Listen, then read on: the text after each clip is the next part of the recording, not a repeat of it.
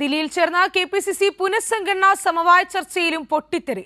കോൺഗ്രസിൽ അനൈക്യമുണ്ടാക്കുന്ന നേതാക്കളെന്ന് തുറന്നടിച്ച് കെ സുധാകരൻ ഉന്നയിച്ച വിമർശനങ്ങൾ ദേശീയ അധ്യക്ഷൻ മല്ലികാർജുൻ ഖാർഗെ ശരിവെച്ചു. അതേസമയം പാർട്ടി ഒറ്റക്കെട്ടാണെന്ന് കെപിസിസി പ്രസിഡന്റ് സണ്ണി ജോസഫും പറഞ്ഞു.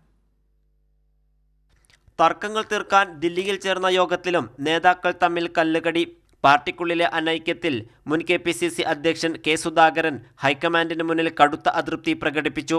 നേതാക്കളാണ് പാർട്ടിക്കുള്ളിൽ അനൈക്യം സൃഷ്ടിക്കുന്നതെന്ന് കെ സുധാകരൻ ആഞ്ഞടിച്ചു. ഞങ്ങളെല്ലാം അറിയിക്കേണ്ട അതിർത്തിയെല്ലാം നേരെ മുഖം നോക്കിയിട്ട് തന്നെ നമ്മളെന്ന് പറഞ്ഞിട്ടുണ്ട്. നമ്മൾ പറഞ്ഞു നേതാക്കന്മാരാണ് ഈ പാർട്ടിക്കകത്ത് അനൈക്യമുണ്ടാക്കുന്നവർ. ആ അനൈക്യമുണ്ടാക്കുന്നത് നിർത്തിയാൽ നമുക്ക് അടുത്ത തെരഞ്ഞെടുപ്പിൽ നമുക്ക് ജയിച്ചു വരാൻ പറ്റും. ഇല്ലേ നമ്മൾ വെള്ളത്തിലിറങ്ങും. ഹൈക്കമാൻഡിന് മുന്നിൽ പ്രത്യേകം ചേർന്ന യോഗത്തിലാണ് നേതാക്കൾ അതൃപ്തി തുറന്നടിച്ചത്. കെ സുധാകരൻ അതൃപ്തി പ്രകടിപ്പിച്ചതായി കോൺഗ്രസ് ദേശീയ അധ്യക്ഷൻ മല്ലികാർജുൻ ഖാർഗെ ശരിവെച്ചു. കെ സുധാകരന്റെ അതൃപ്തിയെക്കുറിച്ച് അറിയില്ലെന്നായിരുന്നു UDF കൺവീനർ അടൂർ പ്രകാശ് പ്രതികരിച്ചത്.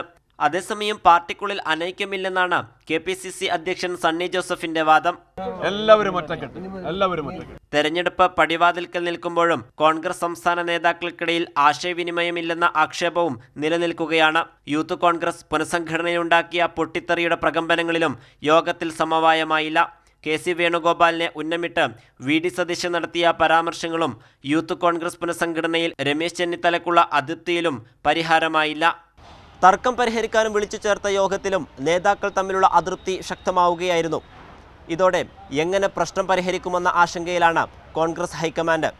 ദില്ലിയിലെ ഇന്ദിരാഭവനിൽ നിന്നും ക്യാമറ പേഴ്സൺ ഗോപി കടവല്ലൂരിനോടൊപ്പം അബ്ദുൾ റഷീദ്, കൈരളി ന്യൂസ്.